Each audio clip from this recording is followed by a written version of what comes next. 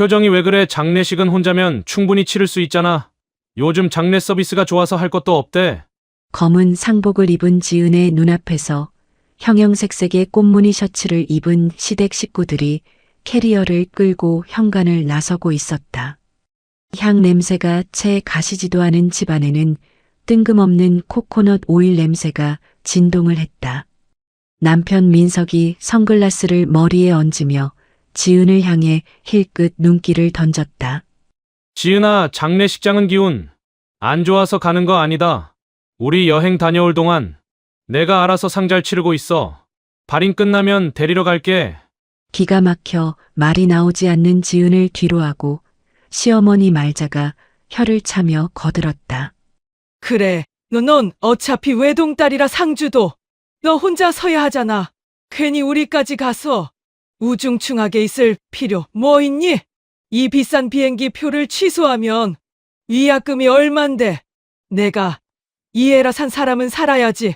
현관문이 쾅 닫히는 소리가 지은의 심장에 비수처럼 꽂혔다. 아버지가 피를 토하며 쓰러지시던 그 순간에도 시댁 식구들은 여행 가방에 비키니를 챙겨 넣고 있었다. 지은은 닫힌 문을 노려보며 주먹을 꽉 쥐었다. 손톱이 살을 파고들어 피가 배어 나왔지만 통증조차 느껴지지 않았다.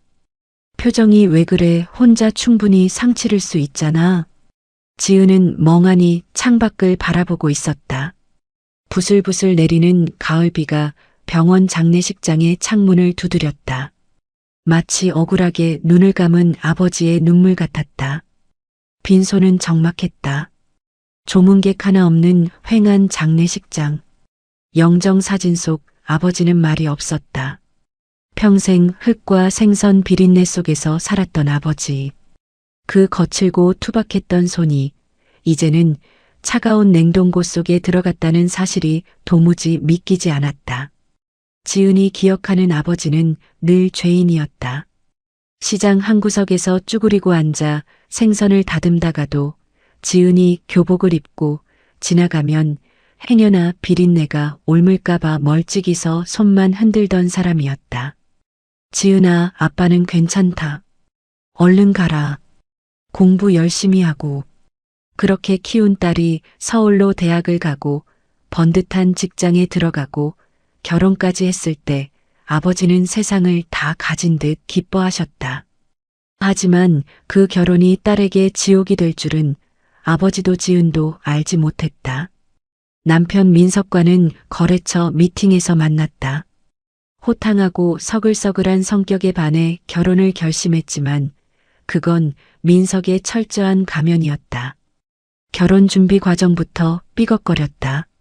시어머니 말자는 첫 상견례 자리에서부터 노골적으로 아버지를 무시했다.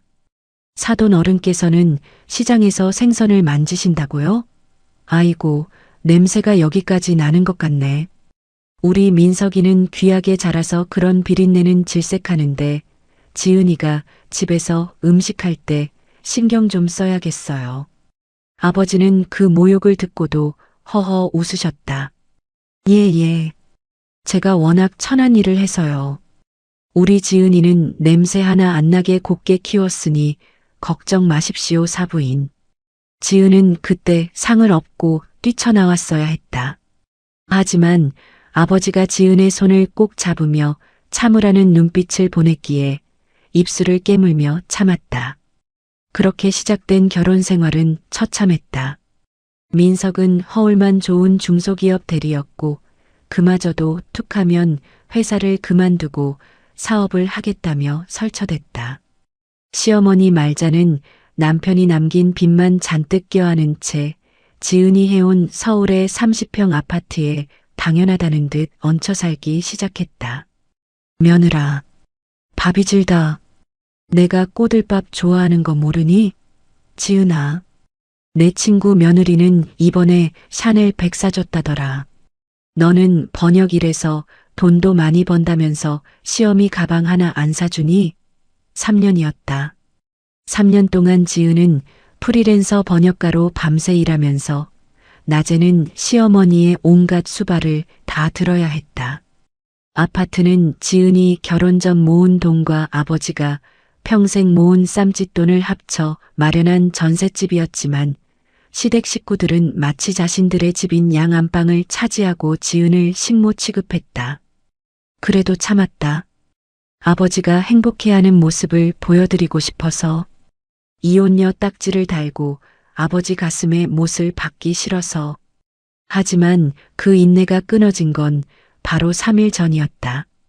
새벽녘 아버지에게서 전화가 왔다. 수화기 너머로 들리는 아버지의 목소리는 평소와 달리 힘이 없었다. 지은아, 아빠가 좀 아픈 것 같다. 가슴이 너무 답답해. 지은은 자고 있던 남편 민석을 흔들어 깨웠다. 여보, 일어나봐. 아빠가 편찮으시대. 지금 당장 가봐야 할 것 같아. 차 좀 태워줘. 민석은 짜증 섞인 목소리로 이불을 뒤집어 썼다. 아, 진짜. 장인어른은 꼭 이 시간에 전화하더라. 노인네들 원래 여기저기 쑤시고 아픈 거야. 내일 병원 가보라고 해. 나 피곤해 죽겠어. 여보, 목소리가 이상했단 말이야. 제발, 응급실이라도 가보게. 그때 안방 문이 벌컥 열리며 시어머니 말자가 튀어나왔다. 얼굴에는 덕지덕지 팩을 붙인 채였다. 새벽부터 무슨 난리니? 내일 우리 하와이 가는 날인 거 몰라? 민석이 운전해서 공항 가려면 푹 자둬야 하는데 장인어른 엄살 때문에 애를 깨워. 어머니, 아빠가 위독하실 수도 있어요. 여행이 문제예요. 지금? 뭐? 여행이 문제냐고? 야, 이 여행 내가 칠순 기념으로 1년 전부터 별러온 거야. 내가 돈 한 푼 보태준 거 있어? 민석이가 적금 깨서 효도하겠다고 예약한 건데 재수없게 위독은 무슨 위독이야. 결국 지은은 홀로 택시를 타고 빗길을 뚫고 아버지가 계신 시골 병원으로 달렸다. 응급실에 도착했을 때 아버지는 이미 의식을 잃은 상태였다. 급성 심근경색이었다. 의사는 고개를 저으며 말했다. 조금만 더 빨리 오셨으면 좋았을 텐데 마음의 준비를 하셔야겠습니다. 아빠 눈 좀 떠봐. 지은이 왔어. 아빠. 지은의 절규에도 아버지는 다시는 눈을 뜨지 못했다. 차갑게 식어가는 아버지의 손을 잡고 지은은 목이 터져라 울었다. 평생 딸 뒷바라지 하느라 거칠어진 손. 비린내 난다며 시댁 식구들이 코를 막던 그 손. 그 손에 쥐어진 꼬깃꼬깃한 10,000원짜리 몇 장이 지은의 가슴을 찢어 놓았다. 아마 병원에 오기 전 딸이 오면 차비라도 쥐어주려 챙겨 나오신 돈이었으리라. 아버지를 영안실에 모시고 지은은 떨리는 손으로 남편에게 전화를 걸었다. 신호음이 한참 가고 나서야 민석이 받았다. 주변이 시끌벅적했다. 여보세요? 아, 왜 또 전화야? 나 지금 엄마랑 짐 싸는 중인데. 여보, 아빠, 돌아가셨어. 뭐, 진짜? 수화기 너머로 잠시 정적이 흘렀다. 그리고 들려온 말은 지은의 귀를 의심케 했다. 아, 진짜 타이밍 한번 기가 막히네. 하필 출국 날 아침에 돌아가시냐? 그게 할 소리야? 지금 당장 내려와. 장례식장 잡아야 하니까. 아니, 지은아. 넌 좀 이성적으로 생각해봐. 지금 비행기 표랑 호텔 예약한 게 얼만 줄 알아? 1,000만 원이 넘어요. 1,000만 원이. 당일 취소는 환불도 안 된단 말이야. 뭐라고? 지금 돈 타령이 나와? 엄마가 칠순 여행 얼마나 기대했는데 장례식 때문에 초를 쳐? 그리고 장인어른 연세도 있으시니까 호상이네 호상. 너 혼자 상 치를 수 있지? 어차피 조문객도 별로 없을 거 아냐. 시장 상인들이나 올 텐데 뭐. 옆에서 시어머니의 목소리가 들려왔다. 예, 민석아. 전화 끊어라. 부정 탄다. 돌아가신 분은 돌아가신 거고 산 사람은 살아야지. 공항 리무진 올 시간 다 됐다. 전화는 끊겼다. 뚜뚜뚜. 끊어진 신호음이 지은의 머릿속을 하얗게 만들었다. 이것들은 사람이 아니다. 짐승만도 못한 것들이다. 분노가 슬픔을 덮어버렸다. 지은은 입술을 피가 나도록 깨물며 장례식장 한 구석에 주저앉았다. 그렇게 지은은 홀로 상주가 되었다. 검은 상복을 입고 텅 빈 빈소를 지켰다. 조문객이라곤 아버지와 함께 시장에서 장사하던 할머니, 할아버지 몇 분이 전부였다. 그들은 국밥 한 그릇을 비우며 눈물을 훔쳤다. 아이고, 김 씨가 이렇게 허망하게 갈 줄 누가 알았나? 딸내미 시집 잘 보냈다고 그렇게 자랑을 하더니 사위란 놈은 코빼기도 안 보이네. 지은은 고개를 들 수가 없었다. 아버지가 그렇게 자랑스러워하던 사위는 지금 하와이 해변에서 칵테일을 마시고 있을 것이다. 죄송해요, 아빠. 정말 죄송해요. 딸이 병신 같아서 아빠 가는 길마저 이렇게 초라하게 만들었어. 이틀째 되던 날 밤이었다. 텅 빈 장례식장의 정막을 깨고 누군가 들어왔다. 말끔한 정장 차림의 중년 신사였다. 그는 영정 사진을 한참 동안 바라보다가 깊게 절을 올렸다.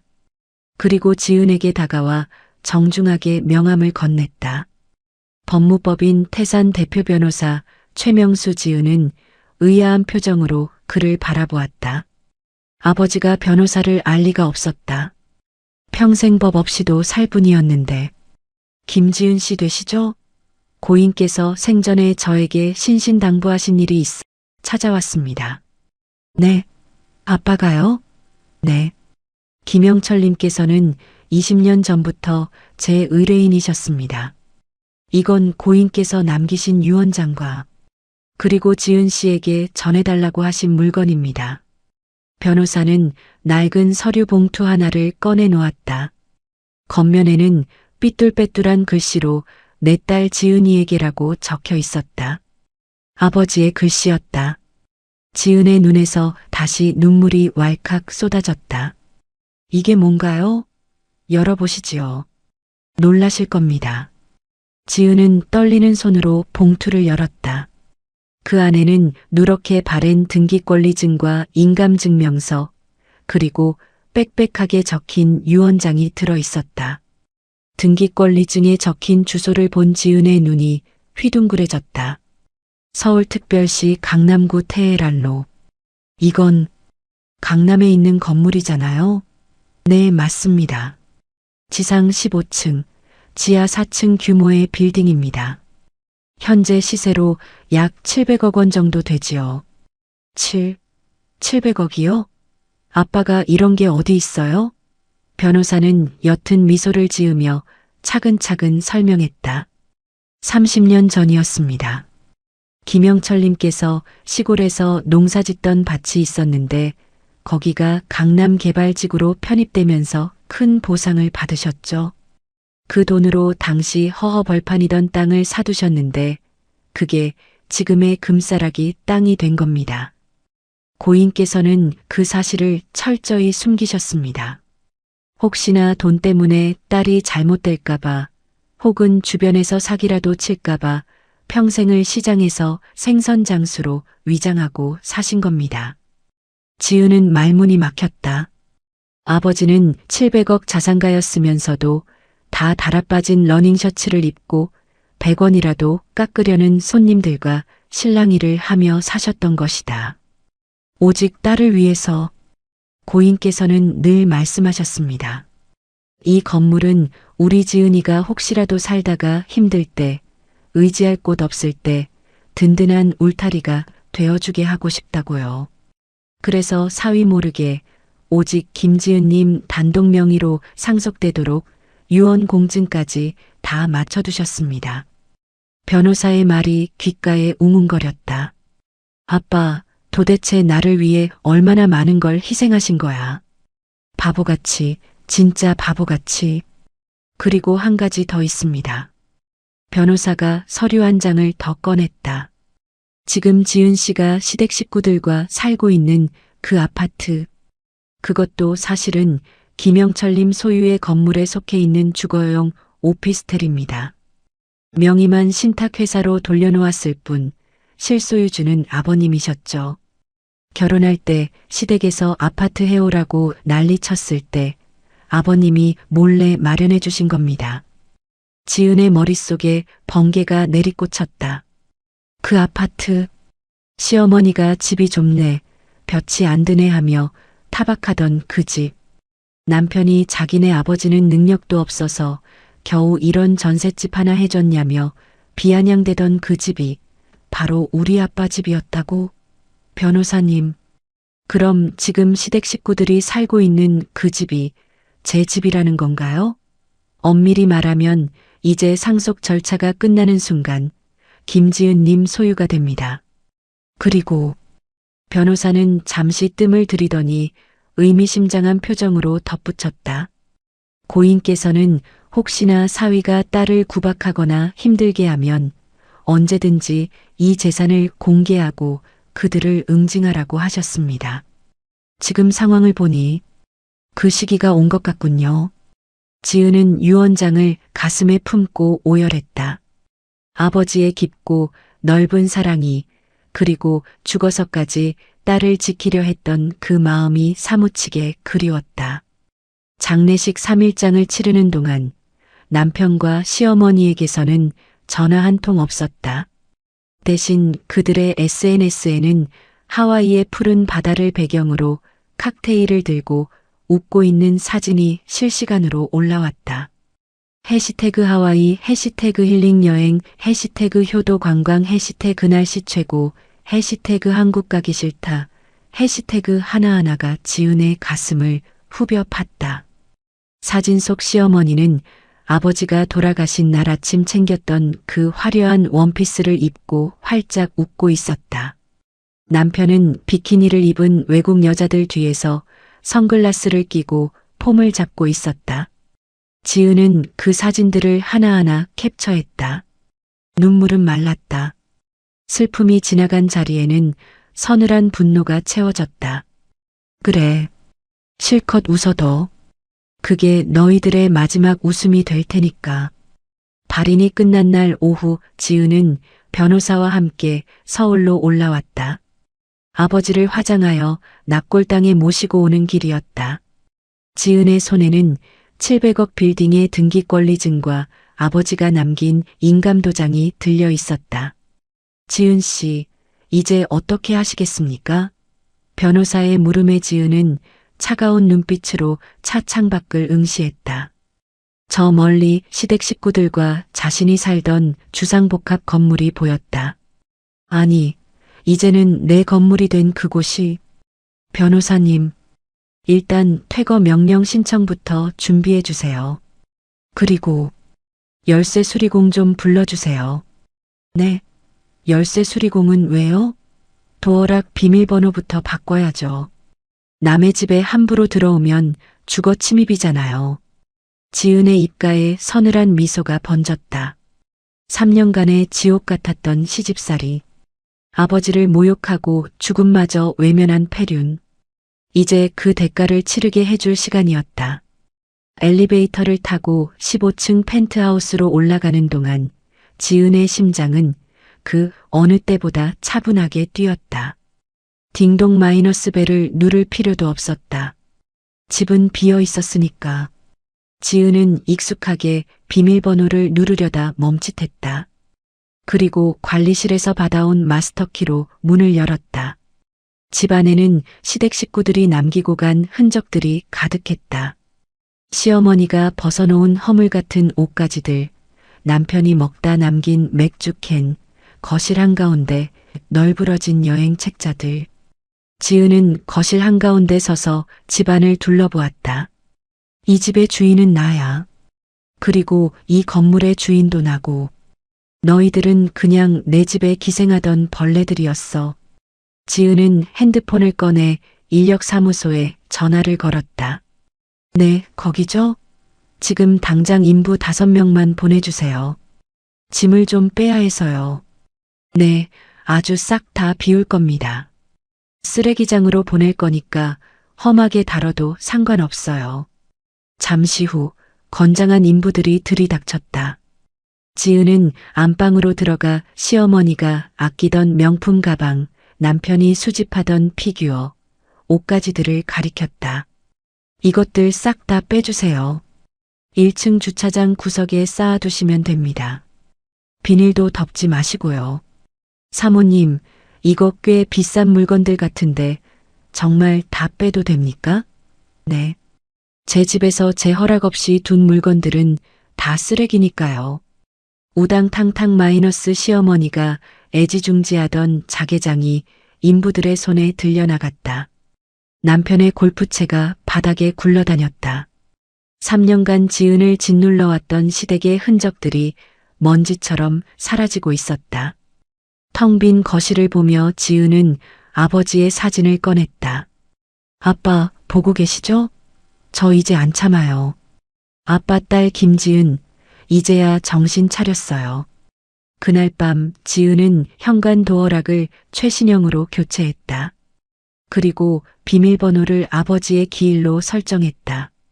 띠리링 마이너스 경쾌한 소리와 함께 문이 잠겼다.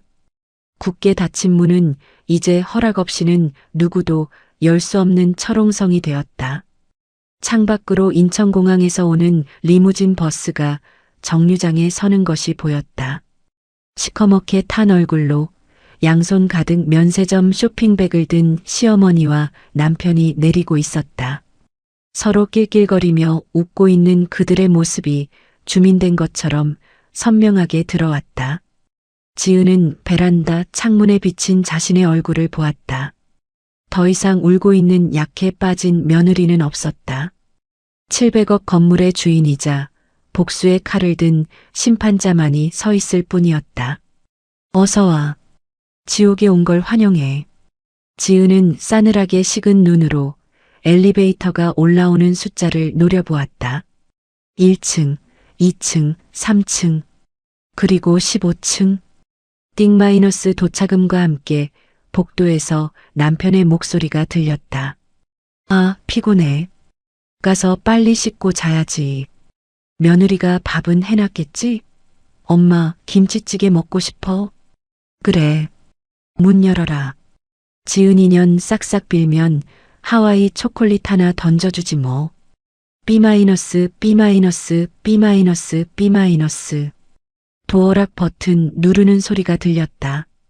그리고 이어서 삐빅 마이너스 비밀번호가 틀렸습니다. 뭐야? 내가 번호를 잘못 눌렀나? 다시 한번 버튼 소리가 들렸다. 삐빅 마이너스 비밀번호가 틀렸습니다. 야, 박민석.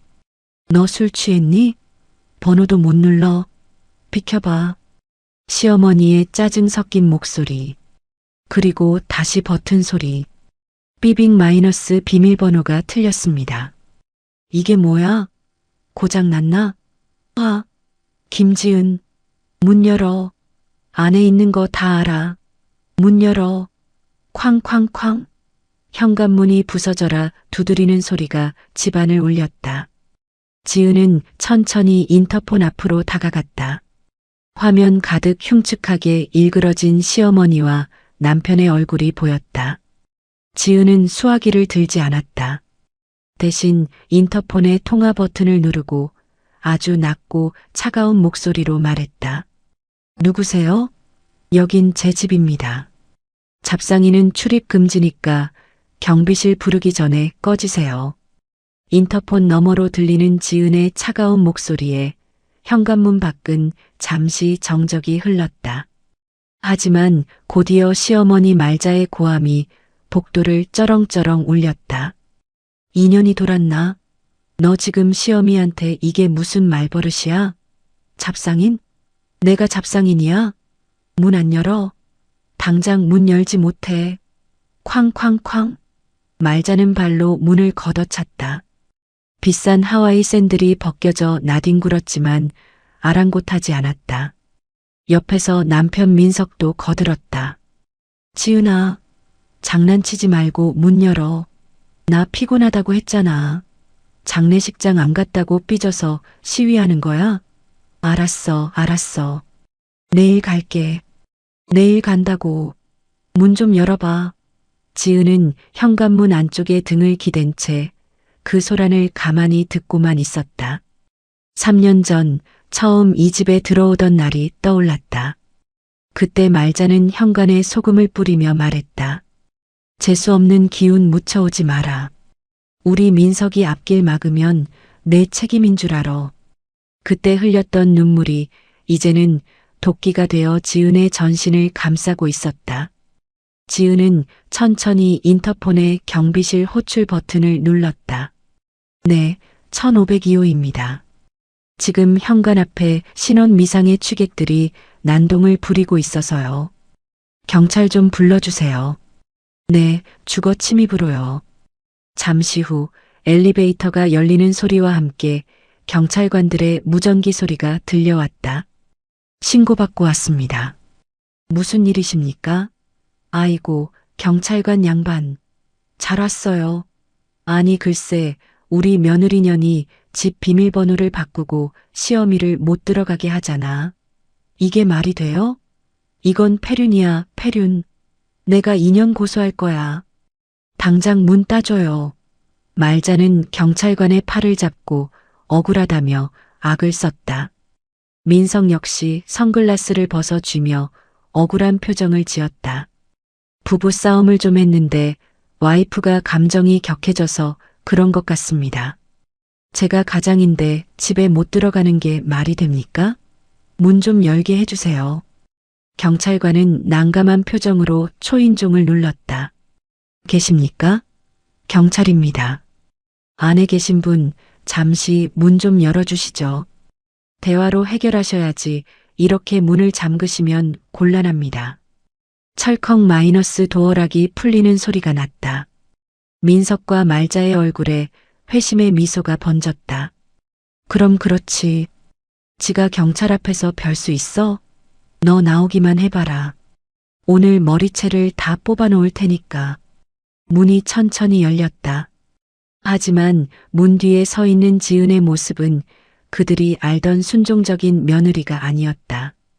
검은 상복을 입은 지은은 마치 저승사자처럼 창백하고 서늘했다. 그녀의 뒤에는 검은 양복을 입은 변호사와 건장한 경호원 2명이 버티고 서 있었다. 뭐야? 저 사람들은 누구야? 민석이 당황하며 뒷걸음질 쳤다. 지은은 싸늘한 눈빛으로 시어머니와 남편을 훑어보았다. 하와이의 햇볕에 벌겋게 익은 피부, 화려한 꽃무늬 옷, 목에 걸린 꽃목걸이. 아버지가 차가운 냉동고에 계실 때 그들이 걸치고 즐겼던 그 역겨운 흔적들. 지은은 손에 들고 있던 서류 봉투를 경찰관에게 건넸다. 경찰관님, 여기 등기부등본과 주민등록 초본입니다. 확인해 보세요. 이 집 제 단독 명의입니다. 그리고 저 사람들은 이 집에 대한 아무런 권리가 없는 무단 점거자들이고요. 경찰관이 서류를 받아들고 꼼꼼히 살폈다. 소유주 김지은. 맞으시네요. 그럼 이분들은 전 남편과 그 모친입니다. 좀 전에 이혼 소송 접수했거든요.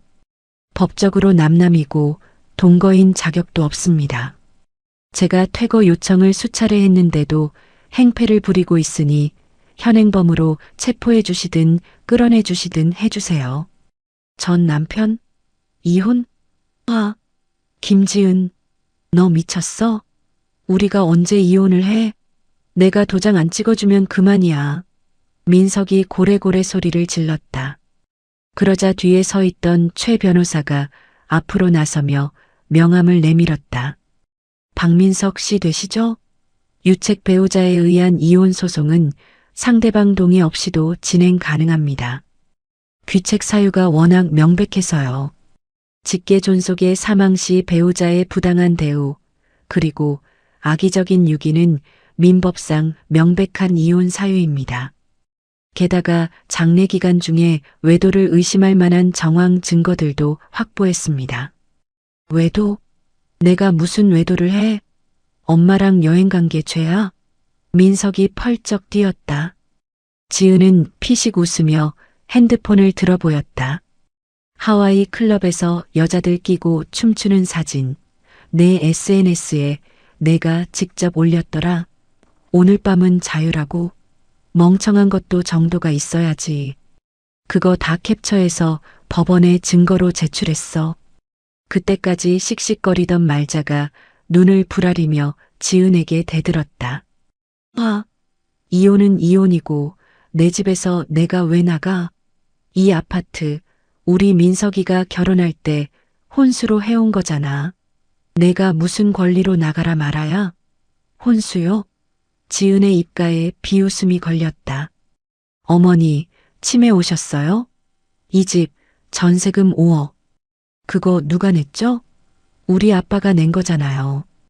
어머니는 혼수라고 이불 한 채 달랑 해오셔 놓고 어디서 날조를 하세요? 뭐, 그래도 명의는 민석이. 아니요. 명의도 처음부터 제 것이었습니다. 그리고 더 중요한 사실 하나 알려드릴까요? 지은은 등기권리증을 활짝 펼쳐 말자의 눈앞에 들이밀었다. 잘 보세요. 여기 주소. 서울특별시 강남구 테헤란로 123번지. 이 건물 전체가 누구 소유로 되어 있는지. 말자의 눈이 가늘어졌다. 글씨를 읽어내려가는 그녀의 동공이 지진이라도 난 듯 흔들리기 시작했다.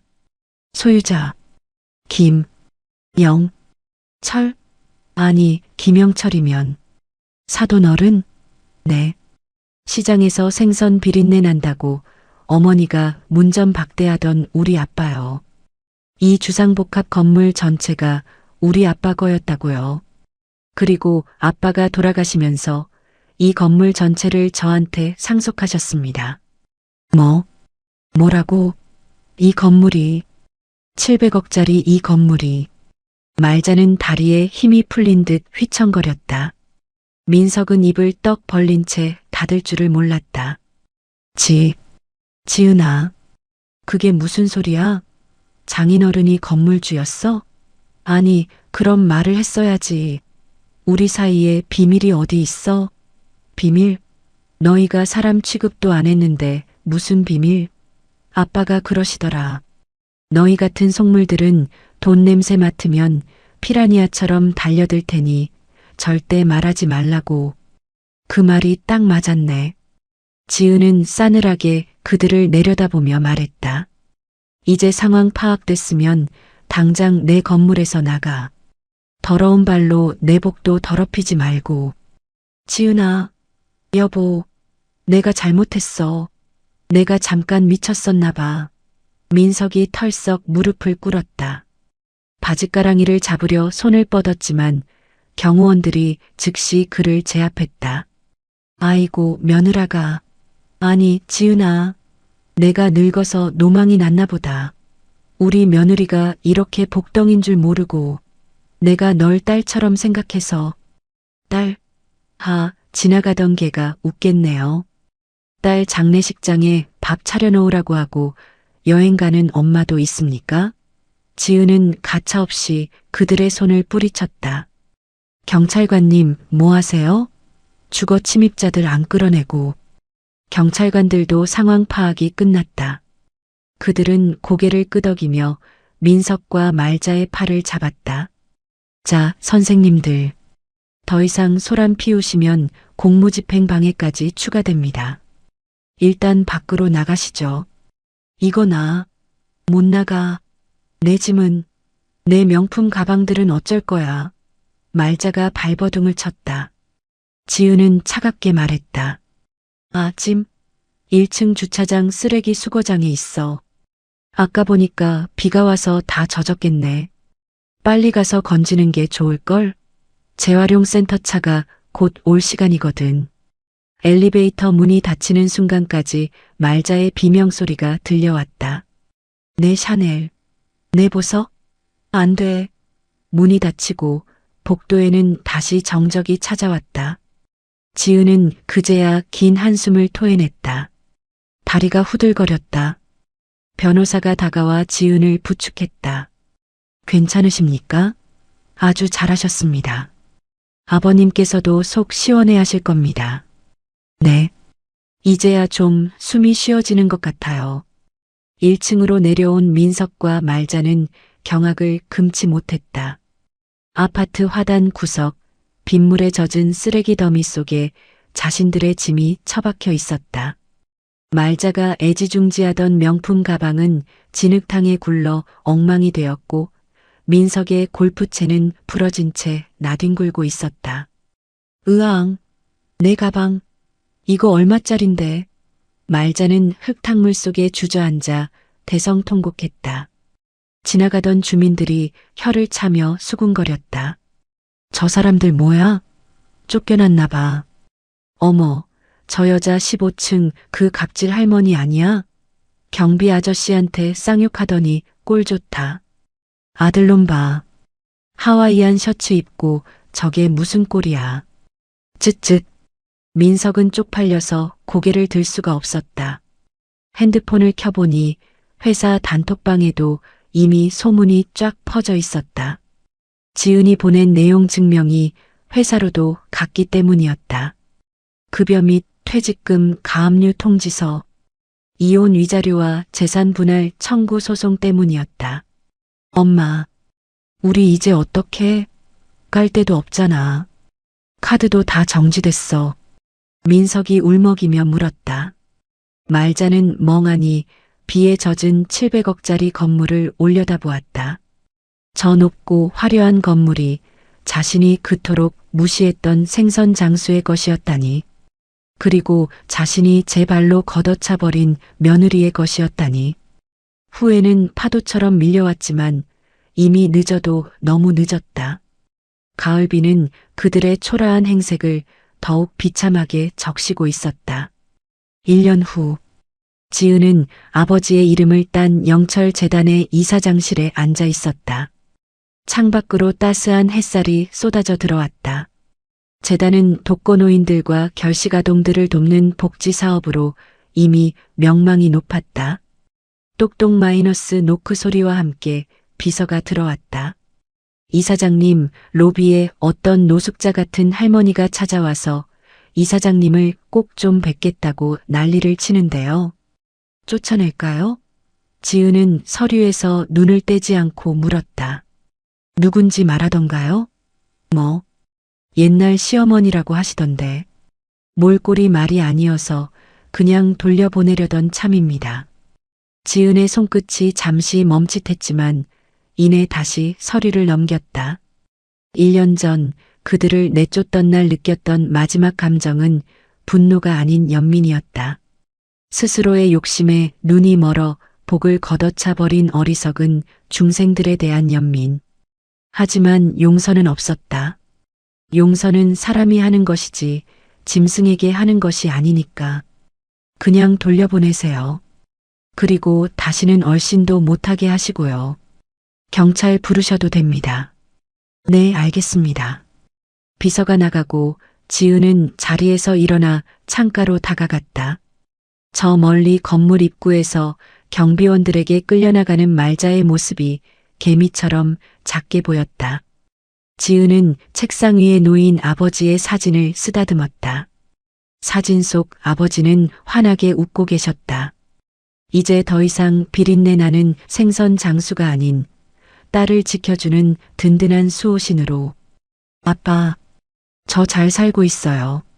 아빠가 주신 이 튼튼한 울타리 안에서 이제는 남 눈치 안 보고 제 인생 살아요.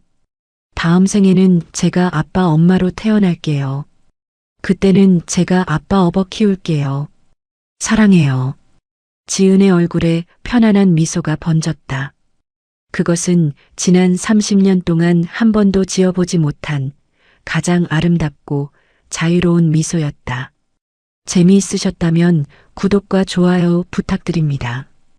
영상 제작에 큰 힘이 됩니다. 감사합니다.